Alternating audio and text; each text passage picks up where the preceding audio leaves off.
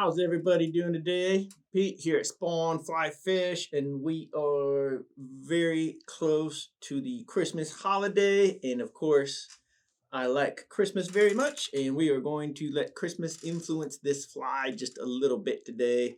We're going to be tying a variant of a woolly worm, much like a woolly bugger, but not quite. And we're going to take that into a different step, if you will, and make it a royal woolly worm at that. So this should be fun.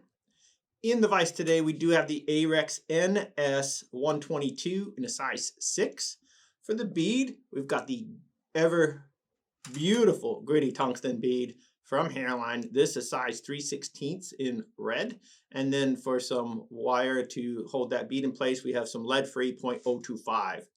So let's get some thread started. Just got some nondescript 6/0, 140, whatever you got. It'll probably be just fine. Using black today, you can definitely use red, whatever floats your boat. Just keep in mind, it's not going to float this fly. That's a big bead. We want this thing to get down and into the zone. So this is how. The beauty of this is if you need that last minute gift and you know somebody that fishes or likes flies, appreciates flies, whatever it might be, this is a fun little way to kind of, hey, I got the materials to tie that. That's a cool idea. Let me give a couple of these to my fishing buddy or whatever it might be. This is a fun way to do it, at least in my opinion it is. All right, so first thing we got to do is get a tail going. And whether you're tying a woolly bugger, a woolly worm, one thing that's pretty standard is a Marabou tail. And of course, that's what we're going to use. Just some standard blood quill here. Nothing fancy. Don't need anything crazy. Just a nice, healthy chunk of it here. And I want to tie this in so that we get some wraps all the way up to right behind that wire, right? So that's just going to maintain an even underbody for us. And then let's work this back. And of course, we did give ourselves a little indicator there with that thread as far as how far back this tail needs to go. And that's about it right there. And this is the fun part, at least to me, it's kind of fun. You know, not often do we get to rip and tear materials. This is one of those flies. So this is a lot of fiber here, but pinch between your index finger and thumb and then come in with your off tying hand and just grab all that. So now you have this shortened tail, and it's very important, especially in the springtime when fish aren't quite as committed to coming up and nailing that fly like they will be in the summer or toward the fall when they need to fatten up a little bit. You know, so springtime is notorious for these little nippers and short strikers. And so by eliminating that long tail, you eliminate some of those missed strikes or short strikes. Kind of cool, something to keep in mind. All right, so in keeping with the mentality of royal, all right, so royal is going to have peacock, red in the middle, more peacock. And so nothing crazy, not super complicated, just trying to find some peacock herl here that's long enough to do what we need it to do, and also got the fibers that are the right size coming off. So these are pretty beefy, if you will, the fibers coming off that quill, and that's great. So I'm going to take 3 strands here and trim those all out together, and then I'm going to come in toward the tips here, but I'm going to come back quite a bit, a couple inches, and get that tied in. Keep all those herls together as you go back, and then we're going to twist them all together to create a single noodle that has 3 pieces. Just trim out these butt ends here, great. And then just keep in mind, you know, you can't go crazy on the peacock on either side, can't go crazy on the red in the middle. I'm trying to keep things evenly spaced as we go here. So here are the 3 peacock herls. Let's get those twisted together like so. And then simply start wrapping. And after you twist it like that, the beauty is you're going to have that herl coming off in all directions. And so it's going to be nice and full. We're not going to have any gaps or spaces in our peacock there. And I think that's a good thing. Just a couple more wraps here. Give it a couple twists. And this is going to be it. Let's catch it on this last wrap. And there we go. Tie that off securely and get rid of those butts. Nothing to it. Excuse me. All right, so next we're going to get this red body in the classic old school form of the Royal. Of course, they use a little bit of gold wire as a rib, and I like that effect and that look. So let's get this tied all the way back there to where our peacock stops. And then let's come in with some Uni-Floss. And this is 1-ply Uni-Floss in red. And you know, you can tie this back and then wrap forward, or you can tie it forward and then wrap back and forward again and give yourself a double layer. And that is how I prefer to tie this, simply because I like the idea of making sure it is full coverage underneath there. I don't want to see any gap or underbody coming through that red. So this is just, you know, one of those insurance measures. Is it 100% necessary? Nope, not at all. It is simply my style, and that's what I'm showing you guys. So keep that in mind. You don't have to do this exactly the same way. Do what makes you happy. But whatever you do, make sure it's clean and secure. All right, so let's start wrapping this backward. Take your time, don't rush it. This stuff will lay flat as you go.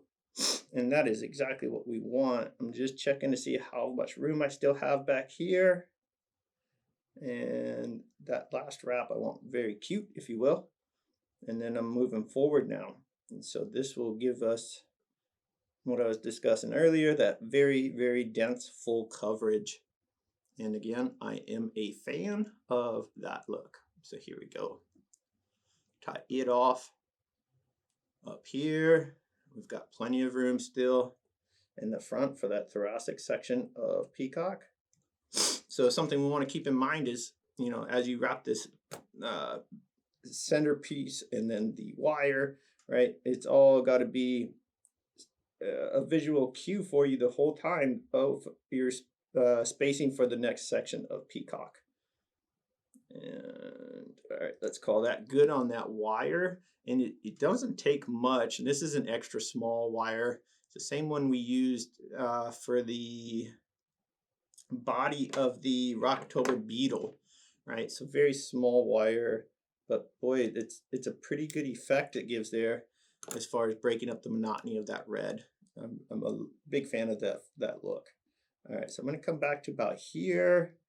So I know where to end my peacock, or begin it, if you will, however you want to look at that. And let's get some more peacock herl trimmed off of this eyed stick.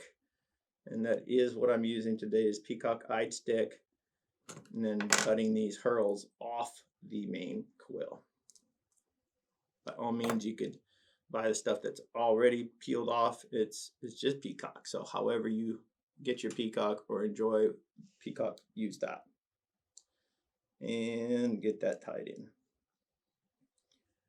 And pull those butts back. Get a nice clean trim out here. Maybe, there we go. All right, same deal as what we did previously. All three strands come up, or herls, and you spin them or twist them together to form one piece. That adds a lot of strength. And again, as you wrap, these fibers will be releasing off 360 instead of just one side. And of course, we like that. All right, there's our last bit of peacock in here. And so as you can see, I've got roughly the same amount of peacock in that back portion as I do in the front portion, at least close enough for what we are trying to accomplish. And I like that. That's a good thing. All right, so you could call this good. It would absolutely crush fish. This is a fish catching machine. But what if you, again, back to that mentality of last minute gift idea, any of that, or just something a little bit different than what everybody else has. Here we have a mallard feather dyed red. I've peeled the leading edge and then trimmed out a nice cute tie-in spot. And all I'm going to do now is come in, get that tied in right behind that bead, trim out that butt, which is actually the tip, but it's the bit we don't need.